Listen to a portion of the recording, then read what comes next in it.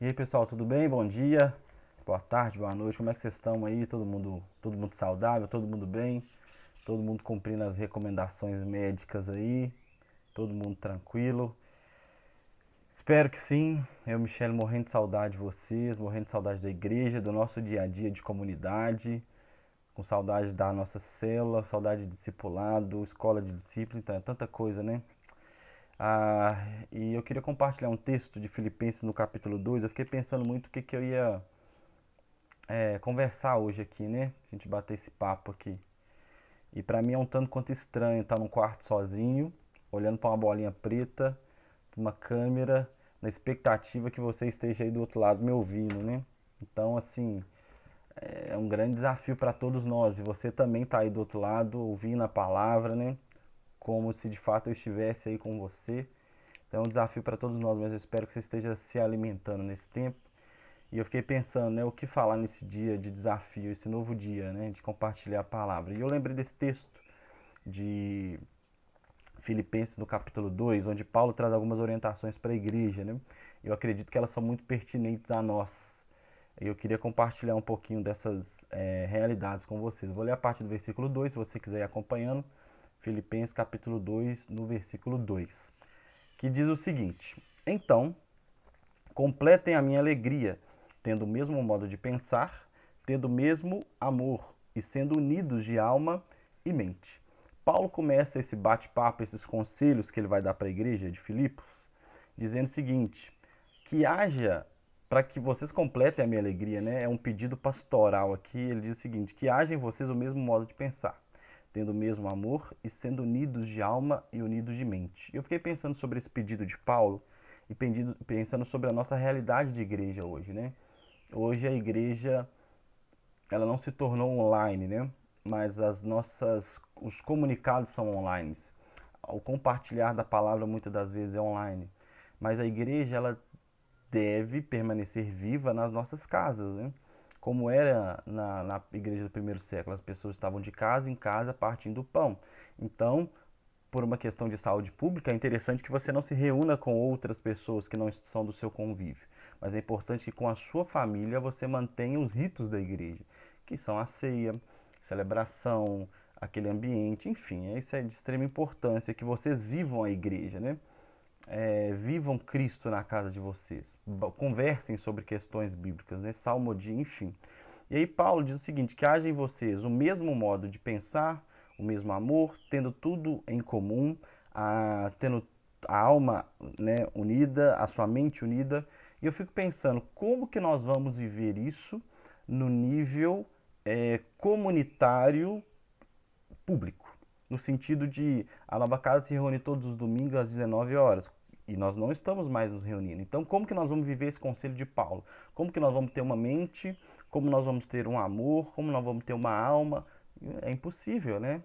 Ah, nós vamos ter isso online? Eu acho muito difícil. O evangelho, ele é transcendental a toda perseguição, a toda doença, a toda pandemia, a toda reclusão. Então é possível que eu viva Filipenses 2:2 mesmo estando preso, né? É possível que eu viva Filipenses 2:2 mesmo estando impedido de ver os meus irmãos. E a grande chave para isso aqui para que nós vivamos isso de uma forma assim, para além da estrutura, para que a gente viva isso de fato como verdade, uma grande verdade, né? Como eu já disse essa frase alguns dias atrás, por mais que as situações nos espalhem, nos separem, a visão que há em nós nos mantém unidos. Então, a Igreja Nova Casa, a Igreja de Cristo tem uma visão, e essa visão é o que nos mantém e nos manterá unidos. E é importante que você viva essa manutenção na sua casa, com a sua família, vivendo Cristo, amando, tendo uma só alma, um só pensamento, uma só mente. É importante que você viva isso na sua casa. Por mais que agora nós, enquanto igreja, não consigamos viver isso de forma coletiva pública, é importante que você viva isso de forma coletiva privada na sua casa, com a sua família. Tá? Então, Paulo vai continuando, no versículo 3 ele diz: Não façam nada por interesse pessoal ou vaidade, mas por humildade, cada um considerando os outros superiores a si mesmo. Esse é um texto que mexe muito comigo e me desafia muito todas as vezes. Porque Paulo está falando o seguinte: olha, você vai ter muitos momentos onde você vai ter vontade de fazer coisas por interesse pessoal. Você vai ter momentos que você vai ter vontade de fazer coisas por vaidade, por, por motivos que não são motivos de humildade, mas cada um considere o outro superior a si. Quando você considera o outro melhor, superior, mais digno de honra do que você não faz nada por vaidade, você não faz nada de forma que não seja humilde e você não faz nada de forma a satisfazer os seus interesses pessoais. E por que esse texto sempre mexe comigo, né? E mexeu de forma especial nessa semana. Eu confesso para os irmãos, como eu disse no começo, é muito difícil para mim estar aqui, né? Eu gosto do ao vivo, eu gosto da nossa troca, né? De estar com o microfone ou não na mão, de estar uma rodinha e eu ter a oportunidade de expor a palavra, aquilo que eu acredito ser teologicamente correto para os irmãos. Estar sozinho num quarto falando para um pedaço de plástico e metal, para mim é muito difícil, né? E eu valorizo muito um artista, né, que consegue transpor emoção através de um impulso elétrico, né, que é o vídeo e áudio, enfim. Então é um grande desafio para mim. Juntando com esse desafio, né, a quarentena ela arranca de nós algumas naturalidades, né? Ela arranca a nossa vida, ela arranca a nossa estima, ela arranca, enfim, uma série de coisas. Nós fomos expurgados para essa vida que a gente está vivendo agora. A gente foi obrigado, né, a sair das nossas igrejas. Obrigado, eu digo, né, a situação, o governo não nos obrigou. Mas enfim, nós estamos nessa quarentena aqui, dentro de casa, muitos de nós angustiados, muitos de nós perderam emprego, eu sou um deles, né? Recebi uma mensagem ontem do patrão dizendo que eu estava dispensado, então estou tecnicamente desempregado. Precisa ficar com dó do pastor. Oh, meu Deus, o pastor está contando isso aqui para... Não, só estou compartilhando como que essa quarentena foi trazendo prejuízos para todos nós, né? Então ela foi trazendo uma série de prejuízos, assim, para a nossa saúde mental, para a nossa saúde comunitária, para a economia do país, né? Faculdade não é mais a mesma coisa. Então, assim, ela altera os níveis de pressão e temperatura. Então a gente não consegue funcionar mais no mesmo ritmo, né? Juntando a isso, a Michelle gravou um vídeo muito legal sobre isso, né, sobre produtividade na quarentena. Eu tenho falado sobre ansiedade, eu gravei uns 2, 3 vídeos. E a gente se sente muito tentado, né, a produzir e tal. E se a gente não consegue produzir, a gente se sente angustiado. E eu, de fato, não estou conseguindo produzir, não estou conseguindo ler, não estou conseguindo produzir material com tanta qualidade como eu gostaria nesse tempo. Porque a quarentena altera a situação, né, de pressão e de temperatura, né? Então, não se culpe se você não está conseguindo dar conta de tudo que você deveria. Então, confesso que foi difícil essa semana gravar esse material, né? Porque a gente fica muito agitado, né? Minha vida tá de cabeça para baixo. A segunda coisa, né? Esses dias para trás nós tivemos se você é mais antenado, você ficou sabendo que houve um relato de vários abusos sexuais e vários assédios sexuais por parte de um pastor na cidade de Goiânia, né? Um pastor muito conhecido, Davi Passamani. E aí, enfim, né? Isso foi uma grande bomba durante a semana. E eu confesso que isso mexeu muito com o meu coração, isso me deixou muito agitado. Eu chorei, orei e fiquei muito angustiado por essa situação, porque por 2 motivos, né? Você que me acompanha como Nova Casa, você sabe que eu já compartilhei o meu testemunho e que eu fui abusado na infância. E eu sei como que isso ferra a cabeça de uma pessoa, como que isso estraga e desacelera e freia os próximos 20 anos da sua vida. E você vai levar muito tempo para digerir, para consertar isso. Tem gente que nem consegue consertar. Então eu sei o quão isso ferra a vida de alguém, né? Então isso mexe muito comigo. Segundo motivo é pelo qual nós temos muitas pessoas na nova casa que nós recebemos que são frutos de abuso, né? Não são frutos de abuso, me desculpe. Mas elas sofreram abuso sexual por parte de pastores, por parte de líderes, sofreram assédios sexuais, tanto homens quanto mulheres, pessoas que sofreram abusos emocionais, enfim, né? É um chamado pessoal da nova casa. Então, por esse motivo também, isso me doeu tanto, eu fiquei tão agitado e pensando durante toda a semana, pesquisando, lendo, me envolvendo nesse assunto. Isso me consumiu bastante energia e consome. Porque eu fico pensando qual é a nossa posição enquanto, né, homens cristãos, enquanto eu, pastor de menina solteira. Qual que é a nossa posição, qual que é a nossa postura, o que a gente faz, enfim, né? Mas eu estou digerindo para poder conversar com vocês com mais propriedade sobre isso. Então, por causa de todos esses motivos que eu acabei de dizer, né? Eu me senti muito tentado a não compartilhar a palavra de Deus com vocês. Eu cheguei a gravar um vídeo falando, irmãos, esse final de semana a gente não vai ter palavra pastoral, eu não consigo, né? E explicava todas essas situações, né? De dificuldade que eu tenho passado, assim. Porém, Filipenses 2:3 vai dizer, não façam nada por interesse pessoal ou por vaidade, né? E o Senhor tem me trazido, né, essas realidades para mim, que os meus problemas dessa perspectiva são vaidade, são interesse pessoal. Eu tenho um compromisso com a igreja, eu tenho um compromisso com a noiva de Cristo. Eu não posso simplesmente fazer as coisas do meu interesse. Eu não posso me fechar simplesmente no meu casulo por interesse pessoal, porque existe a noiva de Cristo, né, que está esperando um alimento. Então, por esse motivo, eu estou aqui compartilhando com os irmãos, porque nós temos uma só alma, nós temos uma só mente, nós temos um só coração, nós temos tudo em comum. E eu não posso viver de forma interdependente. Eu tenho que compartilhar e compartilhar a vida com você. Eu estar aqui compartilhando, né, as minhas angústias, esses dias difíceis, é ter uma só alma, é ter uma só mente. Você precisa fazer isso com a sua família, você precisa estar lá fazendo uma live de vez em quando com a sua mãe, com seus amigos, com seus parentes, com o pessoal da célula. Faça a célula online. É importante que nós estejamos juntos. Não podemos fazer nada por interesse pessoal, por mais que seja não ficar nos corroendo com nossos problemas e dilemas. Isso não é o certo. Não podemos fazer nada por vaidade, ficar lambendo as nossas feridas, as nossas vaidades, os nossos traumas.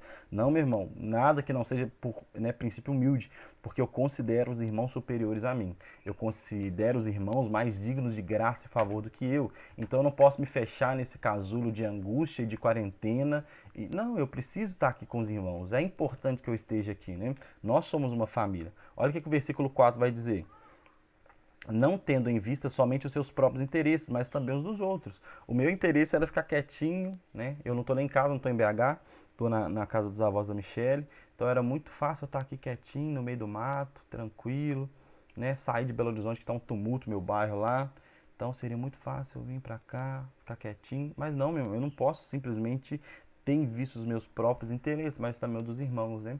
A nossa comunidade, então a nossa família Nova Casa. Então, viva isso com a sua família, viva isso com os seus, com as pessoas que você tem próximo, mesmo que seja de forma online. Versículo 6.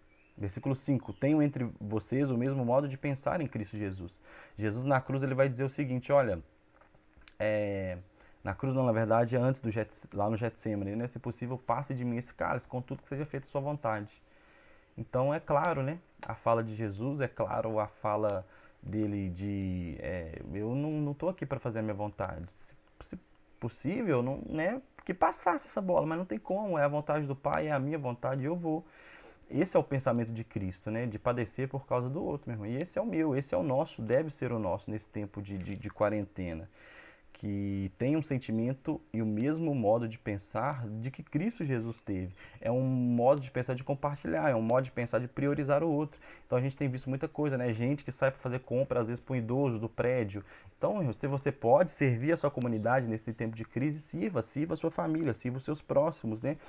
Qual que é o seu dom? Você é engraçadão? Vai alegrar os outros, cara. Vai mandar, sei lá, o seu dom é servir, é de fazer uma comida. Eu não sei qual que é o seu dom, mas sirva as pessoas de acordo com o seu dom nesse tempo de quarentena. Versículo 6.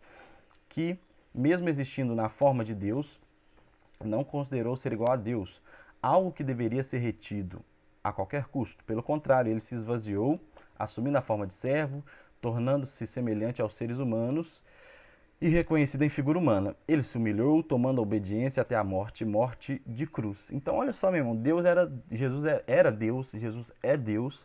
Ele poderia ter sido de uma perspectiva humana arrogante, ele poderia ter ficado de boa na dele, mas ele preferiu se esvaziar dessa forma divina, não se apegar a isso, ser semelhante aos homens, ser humilde, ser obediente até o último dia, obediente até a morte, uma morte de cruz. Jesus é o nosso maior exemplo de pegar todo o seu histórico, e dele é um histórico de glória, colocar isso no bolso e passar por um caminho difícil por amor a nós. O que eu me enquadrei nessa semana talvez é olhar para o meu histórico de sofrimento, angústia, de perdas pela quarentena, colocar isso no bolso e caminhar essa trajetória talvez de sofrimento por causa dos meus irmãos. Qual é a sua trajetória que você precisa correr esses dias, né? Pegar o seu histórico, seja de dor, de desemprego, de angústia, de estar dentro de casa, de estar sentindo falta da sua vida, colocar isso no bolso e servir, né, os seus irmãos por essa caminhada. Porque nós precisamos ter um só coração, uma só mente, uma só alma. Irmão, seja pela internet, seja com as pessoas que estão ao seu redor. Enfim, a igreja, ela serve com lamento e com esperança. Nós somos aqueles que choramos durante esse tempo, clamando a misericórdia de Deus, mas nós também somos aqueles que proporcionamos esperança para o mundo, dizendo para eles que existe um amanhã, dizendo para as pessoas que não têm esperança que há esperança. Você já foi num velório de crente, você sabe como é que é. O crente, ele normalmente ele não se desespera, ele não quer pular no buraco, porque ele sabe que aquela vida está se encerrando aqui, mas ela está começando em outro lugar, porque nós temos esperança no amanhã. A igreja serve ao mundo com esperança. E como que você pode colocar o seu histórico no bolso nesse momento, como Jesus fez, e seguir por esse trilho de sofrimento, servindo os seus irmãos com esperança? Pense sobre isso, meu irmão, e peço que o Senhor te traga a revelação e graça de como você pode servir. E aí no versículo 12, Paulo ele vai continuar, né, esse bate-papo. Na verdade aqui eu pulei o 9, o 10, né? Porque vai falar que Deus exaltou sobremaneiramente e deu-lhe o nome que está acima sobre todo nome, para que ao nome de Jesus se dobre todo o joelho nos céus, na terra e debaixo da terra. Muitos pastores vão dizer o seguinte: tá vendo, irmão? Se você se humilhar, você obedecer, Deus vai te exaltar, tá? Não existe nenhuma verdade sobre isso. Aqui tá contando a história de Jesus, então você pula essa parte que toda exaltação é sobre ele. Se você quer entender que se você for uma pessoa obediente, confiar na graça, se desviar dos seus pecados, Deus te exaltará te dando a salvação, ok, a sua teologia está correta, tá? Mas não descambe achando que vai ser sabor de mel. Ah, eu vou me esvaziar, vou servir os outros e Deus vai me honrar. Não tem muito isso no Novo Testamento, não. Pelo contrário, a gente só vê apóstolo morrendo, se lascando, sendo perseguido, desculpa pelo se lascando, mas sendo perseguido, sofrendo, e a glória e a honra né, era ser salvo. E chega no céu, tira sua coroa e joga aos pés do Cordeiro. Então a nossa vida é de um eterno serviço e pouca exaltação, tá? Porque a gente já foi salvo, irmão. Quer mais o que, rapaz? Vou pro céu ficar chupando manga e tomando vitamina de abacate o dia inteiro? Você tá doido? Não quero exaltação aqui não. Eu quero ir pro céu mesmo, porque lá não tem coronavírus. Lá tem só a glória de Deus. Mas vamos seguir aqui, senão me perco. Então, versículo 12, né, vai continuar para as orientações. E aí vai dizer o seguinte: assim, meus amados, como vocês sempre obedeceram, não só na minha presença, porém muito mais agora na minha ausência, desenvolva a sua salvação com temor e tremor. Aqui, meu irmão, não está falando de desenvolver, de conquistar a salvação, tá? Mas está falando de viver todas essas realidades que são inerentes à salvação. Ó, quem é salvo, ele não faz as coisas de forma humilde, ele não faz por interesse próprio, enfim, tudo isso. Então, isso é desenvolver a salvação, é responder aos frutos da salvação. Desenvolver a salvação não é ficar trabalhando até você conquistar ela, não. Salvação é uma vez, tá salvo, sempre salvo, tá? A gente já falou sobre isso na nossa série de Romanos, a gente pode falar outro dia. Então, o que Paulo está dizendo? Vocês obedeciam na minha presença, quanto mais na minha ausência. Rapaz, se vocês me obedeciam quando eu estava aí, quanto mais agora que eu não estou. Então, continue me obedecendo. Meu conselho pastoral para vocês é exatamente esse.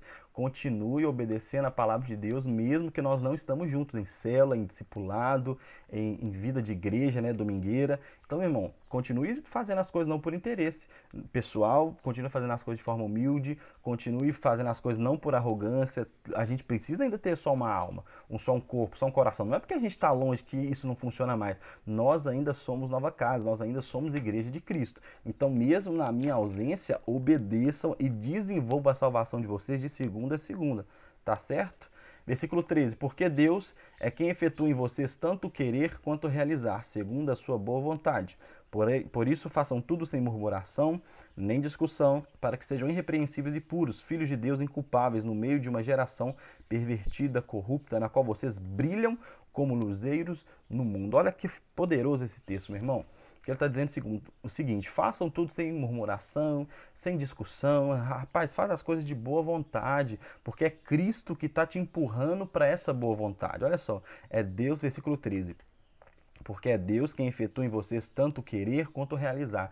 Essa vontade de fazer o bem que vem de você, não vem de você, vem de Cristo. E quando você realiza o bem, não é você, é Cristo. Meu irmão, não existe bem bom nenhum em nós. O que vem é de Cristo. Cristo, Deus que efetua em nós tanto o querer quanto o realizar, segundo a sua boa vontade. Ele tem uma boa vontade e nos empurra para o bem. Por isso, quando eu sentir isso, eu não devo fazer isso murmurando, discutindo, brigando, porque essa vontade minha de fazer o bem é uma vontade que vem do Senhor. Quantas das vezes, meu irmão, eu senti a vontade de gravar um vídeo, como eu estou aqui gravando para vocês, esse ímpeto de compartilhar, por mais que seja difícil, e fiquei murmurando, esse vídeo não dá certo, essa luz não tá boa, esse áudio não tá bom. Eu falei, misericórdia, eu estou pecando, porque essa vontade de compartilhar a palavra do Senhor vem do Senhor e eu estou murmurando porque não estou conseguindo. Percebe, irmão, como que a gente é porqueiro, às vezes atrapalha o Senhor? É muito importante, meu irmão, que eu responda essa salvação, que eu observe o que eu estou fazendo para que eu possa responder a salvação de forma qualitativa e quantitativa. Então, o que Paulo está dizendo? Faça tudo sem murmuração, sem discussão, porque Deus está te empurrando para fazer o bem. Então, não vá com calma, meu chapa, para que sejam irrepreensíveis, puros filhos de Deus, inculpáveis no meio de uma geração pervertida, corrupta, a qual vocês brilham como luzeiros no mundo. Perseverando na palavra da vida, assim no dia de Cristo poderei me gloriar, que não corri em vão, nem me esforcei inutilmente. Então Cristo vai voltar um dia e Cristo ele vai se encontrar com nós. E a gente vai poder falar, nossa, graças a Deus, eu posso me gloriar nesse sentido. Eu não corri inutilmente. Eu não fiquei correndo atrás de coisas inúteis, mas eu respondi essa salvação, eu desenvolvi essa salvação, servindo o meu próximo, não fazendo as coisas por interesse pessoal, não olhando para o meu umbigo é maravilhoso, né? Mas servindo toda a comunidade dos santos. E hoje nós estamos aqui juntos. Eu brilhei como luzeiro no mundo, eu não corri em vão, eu não me esforcei inutilmente.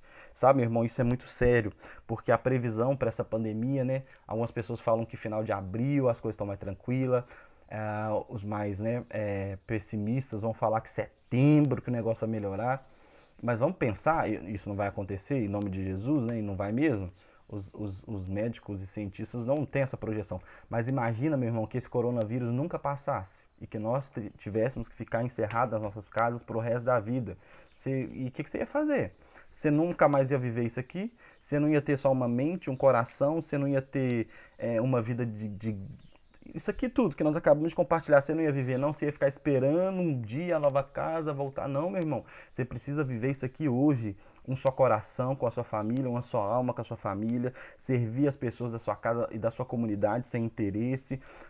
É isso que nós temos hoje. O que nós vamos fazer com isso? Não tem para onde correr, não tem para onde fugir.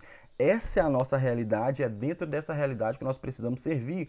O apóstolo Paulo ficou em prisão domiciliar, o apóstolo Paulo depois ficou encarcerado mesmo, e ele vivia essas realidades. Ele pregava para o carcereiro, ele ia na casa da família do carcereiro evangelizar. José evangelizava ali, vamos chamar de evangelizar, os presos dali.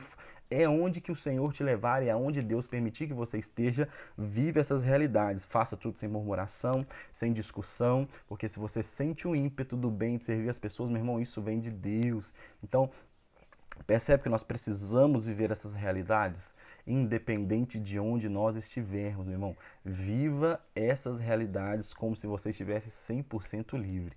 Isso é de extrema importância, de extrema validade, porque isso é responder à salvação, isso é desenvolver a sua salvação, tá? Então eu te encorajo, por mais que você esteja passando por dias muito difíceis, por dias muito complicados, né? Por algum tipo de sofrimento, angústia, né? Talvez você tenha perdido o emprego, se você é autônomo, né? As suas vendas não estão tão legais, se você é pai de família, enfim, tem vários desdobramentos, né, que a gente pode pensar. Talvez você é idoso, né? Você é um grupo de risco, ou você é jovem, né? Mas a sua saúde te coloca no grupo de risco. Meu irmão, eu confie no Senhor, confie em Deus, confie na graça de Deus. Um texto que tem assim, tá no meu coração nessa quarentena: eleva os meus olhos, né, para o monte de onde virá o meu socorro. O meu socorro vem do Senhor, o que fez os céus e a terra. O nosso socorro vem de Deus. Por mais que você seja um grupo de risco, tenha perdido muito com essa quarentena, né, o meu convite para você é fazer como Cristo fez. Coloque o seu histórico, seja de sofrimento ou de glória, no bolso e trilhe esse caminho de serviço à sua família, aos seus irmãos. Eu tenho certeza que você tinha muitos motivos para não estar assistindo esse vídeo, como eu tinha muitos motivos para não estar gravando, como todos nós, meu irmão, né? Uma frase que eu e Michelle a gente sempre diz: história triste todo mundo tem. Jesus tinha uma. Ele no Getsemane, ele poderia ter falado, realmente, né, nem meus amigos ficaram comigo, o pai me abandonou, eu tô sozinho. Jesus tinha uma história triste, mas o que ele fez diante dessa história triste? Ele ofereceu o seu melhor, dentro daquele que ele conseguia. Graças a Deus que ele era Jesus, ele podia tudo, né? E ele deu tudo. Talvez nós não vamos conseguir dar tudo como Jesus deu na cruz, né? Nós não vamos conseguir entregar tudo, mas eu acho que existe algo que a gente consegue entregar para nossa família. Mesmo em dias de mesmo diante de difíceis dias, mesmo diante de uma angústia, eu acredito que existe uma pequena parcela de bem que nós conseguimos entregar. Nós conseguimos colocar o nosso histórico de sofrimento ou glória no bolso, como Jesus colocou, e ele tinha os dois, e trilhar essa trilha de obediência ao Pai, porque ele que está efetuando em mim tanto querer quanto efetuar. Eu espero que os irmãos tenham entendido e, né, que isso esteja fazendo sentido, que eu não preparei muito não, irmãos. Eu abri o texto e vim conversando com vocês.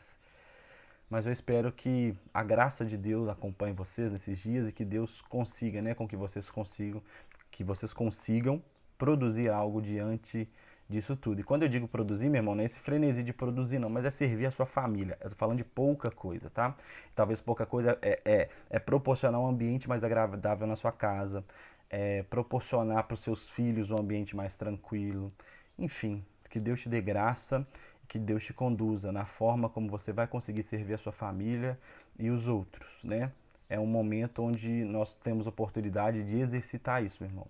Exercitar o serviço, exercitar a compaixão, exercitar a misericórdia, não fazer as coisas simplesmente pelo nosso interesse, né? Porque quarentena é isso, é o seu interesse. Você lava a sua mão, você passa o seu álcool em gel, você coloca a sua máscara, você não sai na rua.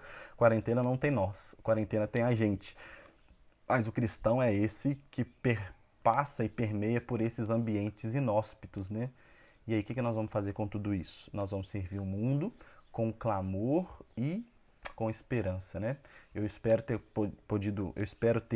conseguido compartilhar um pouquinho de esperança com vocês, que é o que todos nós estamos precisando, tá bom?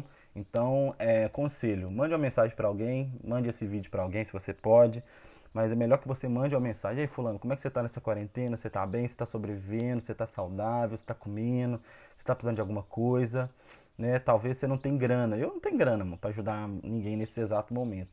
Mas eu acho que eu tenho pelo menos uma palavra de esperança que Cristo plantou no meu coração. Então, se você tem uma palavra de esperança, compartilhe com as pessoas. O governo já está dando dinheiro, né? Vai dar uma bolsinha aí. Muitas comunidades e os milionários estão distribuindo cesta básica para quem precisa. Mas existe uma coisa que só a igreja pode dar para as pessoas, que é a esperança, tá? Então, eu espero que você possa compartilhar um pouquinho de esperança com as pessoas. Álcool em gel, se puder também, tá bom? E é isso, meus irmãos. Amo muito vocês. Estou morrendo de saudade. Apesar desse abatimento, assim, né? Por causa dessa quarentena. E é isso. Amo vocês demais, tô morrendo de saudade, não vejo a hora disso acabar pra gente estar junto. O coração tá muito apertado com tudo isso que tem acontecido, mas nós temos uma esperança em Cristo, né? E uma esperança de ver vocês amanhã. E é isso, amo vocês, vocês são motivo para não chutar o pau da barraca. E é isso, amo vocês, tamo junto.